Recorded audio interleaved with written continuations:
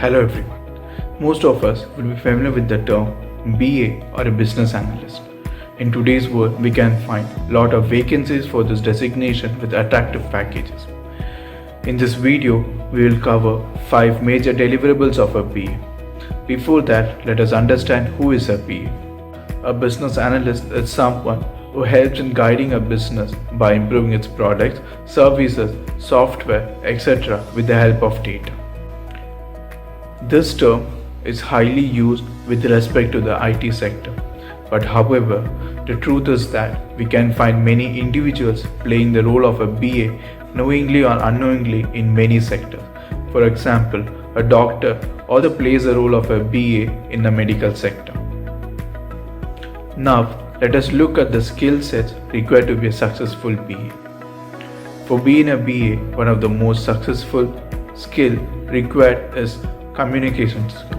A BA has to communicate within various stakeholders of the organization. Therefore, he should possess good communication skills. More than that, a BA should have high interpersonal skills, good analytical and problem solving skills. Also, he should have a good knowledge about the company's operations, processes, structure, and also various capex and opex. In this video, we'll be covering 5 major deliverables of a BA, which are business analyst, business requirement specification, business cases, functional and non-functional specifications. So now, let us look at each deliverable in detail. Hello friends, we'll talk about business analysis plan, which is one of the most important deliverable of BA. Business analysis plan is about identifying the collection of tasks that needs to be completed to ensure the business analysis effort is successful. So there are 2 important things that comes under business analysis plan. One is your stakeholder engagement plan.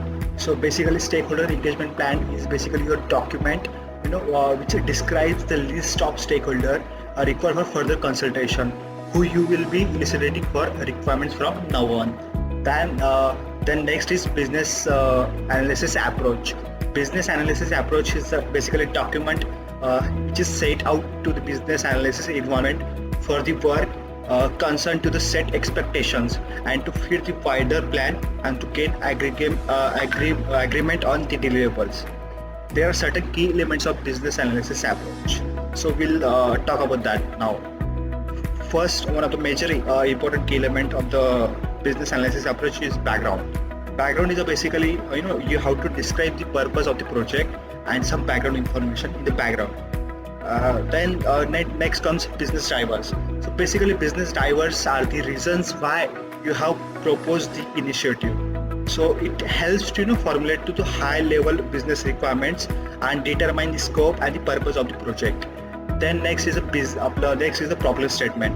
Problem statement describes the reason for the project that should be involved in practical business related terms. That problem statement is basically the test statement which states that what is the problem in the current system and what you require to overcome, what you have to do to overcome that problem. Then vision. Vision is basically as far as a description of what organization would like to achieve or accomplish as an outcome of the project. So basically, vision specifies what you required as outcome and what you are expecting as outcome of the project. Then next is scope. Scope is basically the boundaries or the change that is required, and the scope is basically you have to work within that boundaries. Then next is the dependencies. Basically, dependencies establish the links and the type of links that involved in the different task of that particular project, and also it specifies the different dependencies of other projects that happening in current organization or the current company. Then next is key roles and responsibilities. So you have to define the roles and responsibilities of each and every individual that is involved in the project to ensure that your effort is successful or your project is successful. So that is all about business analysis plan. So what I'll be talking about is the business requirement specification. Business requirements are what needs to be delivered to provide value to the users and the stakeholders. products, systems, softwares, and processes are what needs to be delivered to meet or to satisfy the requirements of the users and the stakeholders. The business requirement specification or the BRS is basically a document that provides ample information to determine the scope of the project and will also give you information on the functional and the non-functional requirements of the project. Now we will talk about the key elements of the BRS. The first one is the business drivers. Business drivers is why the project is proposed. It provides the key inputs and activities that drives the operational results of the business. The next is the problem statement. The problem statement describes the reason for the project. It gives an emphasis on why we need the new initiative. The next is the stakeholders model. Stakeholders model describes the internal workers and the external stakeholders that will interact with the system. The fourth one is the business domain model. The business domain model gives you the structural representation of the business. It also gives you an overview of the requirements that will be met through this project. I am going to explain business use cases, business activity diagram, and business requirements. Business use cases describe a sequence of action performed by a system that provides value to an action. The use cases describes the system's behavior under various conditions as it responds to a request from one stakeholder, that is primarily an actor. In software engineering, use cases is a list of steps typically defining interaction between a system and a UML to achieve the final goal or objective. Secondly, business activity diagram. An activity diagram visually presents a series of action or a flow of control of a system. It is similar to the flowchart diagram. Activity diagrams are often used in business process modeling. They can also describe the steps in use cases diagram. Activity model can be sequential and concurrent. In both the cases, an activity diagram will be having a beginning as well as an end stage, that is called initial stage and a final stage. Now, the business requirements. The business requirements are critical activity of an enterprise that must be performed to meet organizational objective. Business requirements can be a process. They must complete a piece of data that need to be used for the process. So, moving forward towards the business case. What a business case is? A business case is a justification or reasoning for undertaking a project or program in a form of well-explanatory document. It simply gives support towards the initialization of a project or a task. It helps decision makers to take particular decision. There are several key elements for having a business case.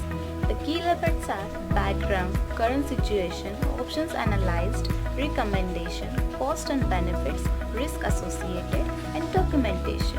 So, there are steps for preparing a business case.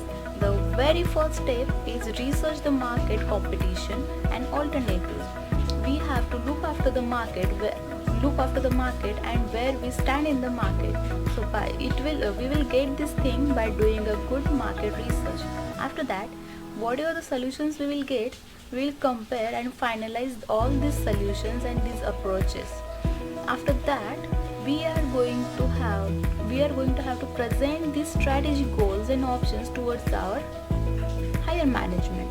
So it is the key responsibility of a business analyst to present these strategies and goals to the higher management in such a way that they will get convinced. Last but not least, all these things whatever things the BA is carrying out throughout all this process, he needs to document all the things. Moving towards the next deliverables, the functional requirements.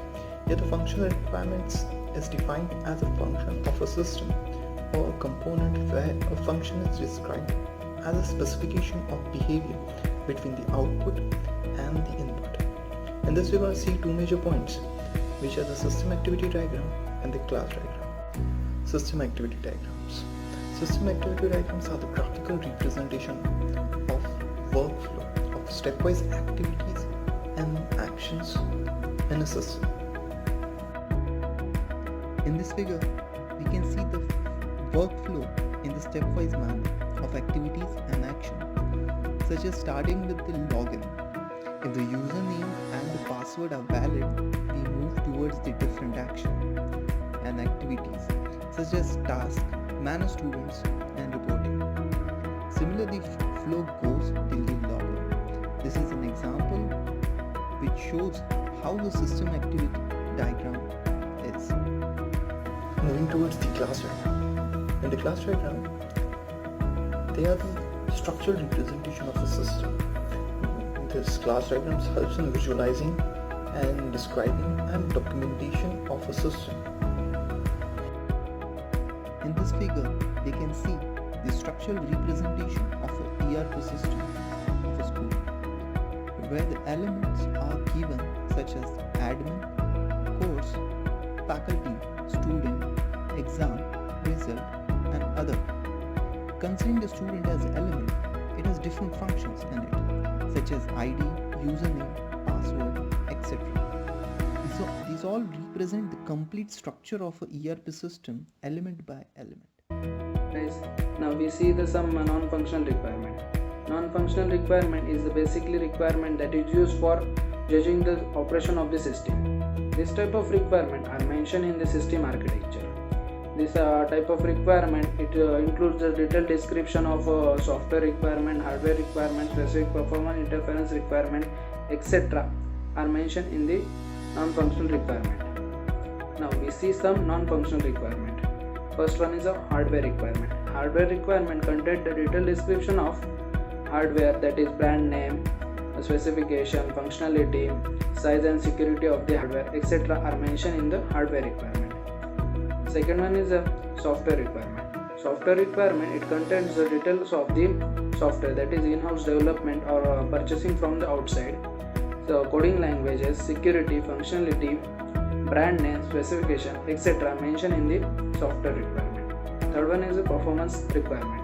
It includes the detailed description of the specific performance and associated the specific functionality, that is cycle time, speed per transaction, reliability, speed, test requirement, etc. are mentioned in the performance requirement.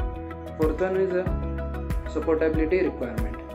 Supportability requirement, it includes all technical aspects of the system, like which is affects the supportability and maintainability of the system, like coding standards, maintenance access, required utilities, etc. are mentioned in the supportability requirement.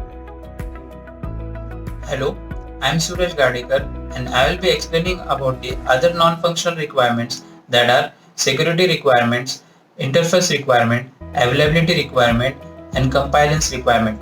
So what does security requirements do?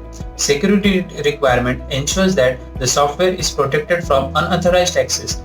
It describes all the technical requirements that affect the security, such as user data, security audits, system identification, and resource utilization.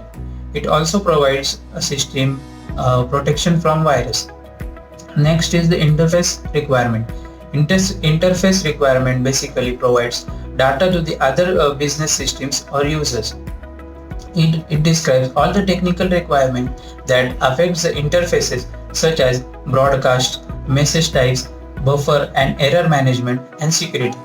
It provides particular data to the particular system that is required. Another one is the availability requirement. Availability plays an important role with respect to the system functionality. It describes all the technical requirements that affect the availability, such as hours of operation, downtime impact, and support availability. While writing the availability requirements, the most critical component of the system must be specified and should be available at all times. User notification must be prepared if the system or one of its components fail and are unavailable. And the last one is the compliance requirement. Compliance requirement describes the existing compliance environment as it affects the project requirement. It covers all the specification that ensures that the obtained solution is according to the specification with respect to the policies and the laws of the both external and the internal parties of the organization. So these were the non-functional requirements.